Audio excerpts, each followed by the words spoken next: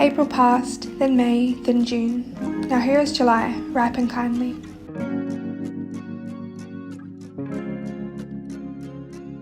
Her warmth, her ease, as her gentle kisses send shimmers across her seas. She is the heat on a bare back turned golden, the sweetness of summer fruit left on the lips. She is the tide that dares to reach your feet, the days that follows once the day is complete. July engulfs me in her fervour, an embrace of softness and syrup.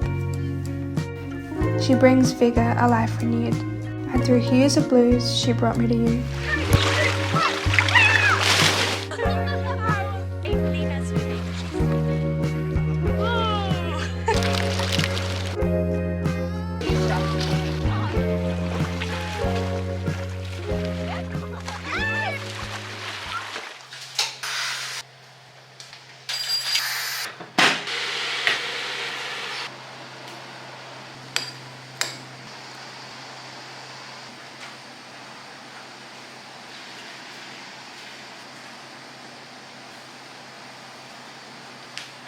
I'm staying in a very small and cosy hostel in the heart of Kotor's old town at the moment, which is such a nice switch up from where I spent the past month, which was volunteering in what was essentially a party hostel in Barcelona. And while that experience was so much fun, it did leave me kind of feeling very drained, both physically, I did get quite sick, and also kind of socially. I feel like my social battery has really dwindled. I think I was just starting to feel a bit tired and a bit drained, and my body was kind of screaming at me to slow down a little bit more. And even just being here for the few days I have already, spending my time a little bit slower and making sure I do try to get enough sleep, and spending my time by the ocean has been so nourishing for me. I actually managed to cross paths again with a girl that I met in Lisbon called Steph, so we've become good friends because we've actually seen each other in a couple different spots now, and we're here with her good childhood friend as well, so I'm not solo traveling for this portion. It's been so nice to just kind of have that familiar company and have those kind of mutual bases already covered, so you already know a little bit about the person and you can kind of just go about your days together rather than constantly getting to know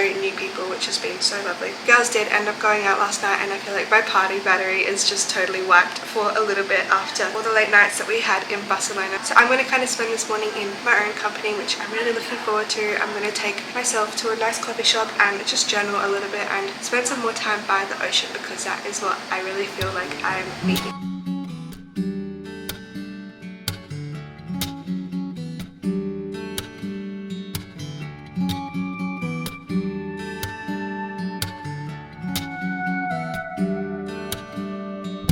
It is quite early on a Sunday morning right now, so the streets are basically empty. Not really, but there's a lot less people than there are during the middle of the day, which is so nice.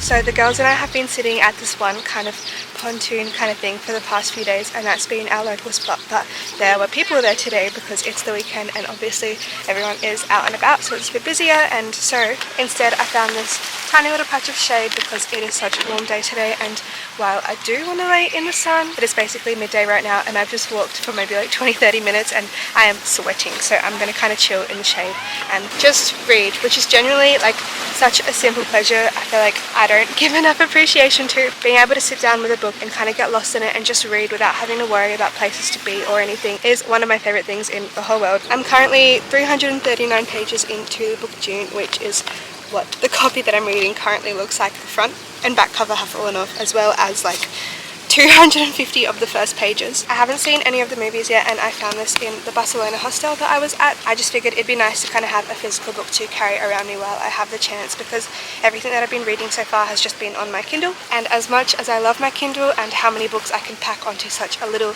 tiny portable device, there just is no better feeling than an actual book and flipping through real pages. This whole trip in general, and just I guess being away for so long, has really kind of taught me that I do prefer the slower kind of travel. And as much as I do love seeing everything and seeing the sights and exploring new places and new cities, it does start to get a little bit tiring traveling that way after a few weeks if you don't have time to do the things that you need to keep yourself regulated and feeling grounded, and just feeling like to have like a sense of purpose or a sense of engaging in other hobbies as well, instead of just sightseeing the whole time. So I guess my time spent volunteering in the ways that I have has been really helpful with that, and it's also kind of taught me how to bring myself back to just the very simple bare necessities that I need to keep myself happy, and I guess kind of just content in who I am at my core and the lifestyle that I'm currently living and the lifestyle that I see myself living going into the future. I don't know how this whole rant came about just from talking about books, but basically reading is such an important little grounding ritual to me, and I used to read so much when I was younger, but traveling and kind of slower traveling really just ignites my love for reading all over again, and it's definitely something that I want to continue investing a lot of time into, especially since I do love writing so much and am kind of trying to do a little bit more of that.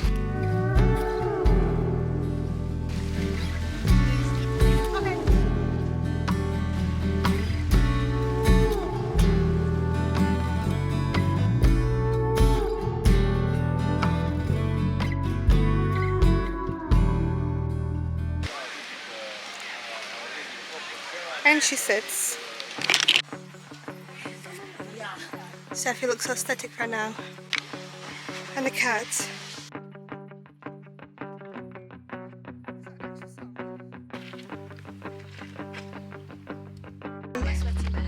She's a sweaty mess.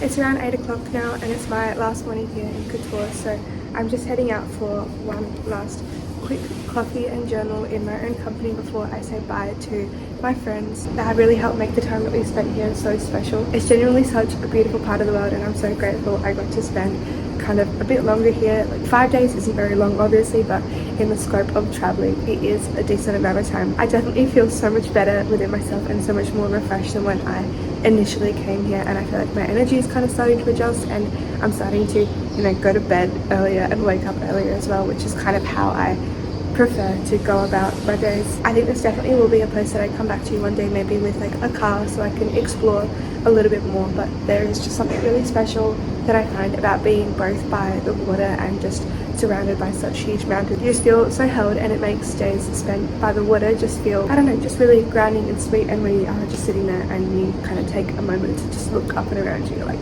wow, this is amazing. I'm feeling very grateful for my time spent here, and I'm so grateful I got to kind of spend that time with these beautiful girls, and we all kind of had a very similar idea of what we wanted this little chapter of our trip to look like. I think we were all kind of in need of a few slower days, but having those slow days surrounded by people who are kind of like a little bit familiar and also just share the same kind of humor and I guess similar routines has just made this whole experience very calm and very positive, and I feel like it's kind of left me a lot more prepared to go about my last few weeks of solo traveling, which I'm so excited for as well. Thank you so much for being here and for watching this video. I hope you enjoyed, and I hope you enjoyed the beautiful scenery as much as we did. Like I said, I barely filmed in Barcelona, which I regret just a little bit, but I do kind of plan on filming the rest of my trip, so there will be a few more travel videos coming up before I do head home in a few weeks.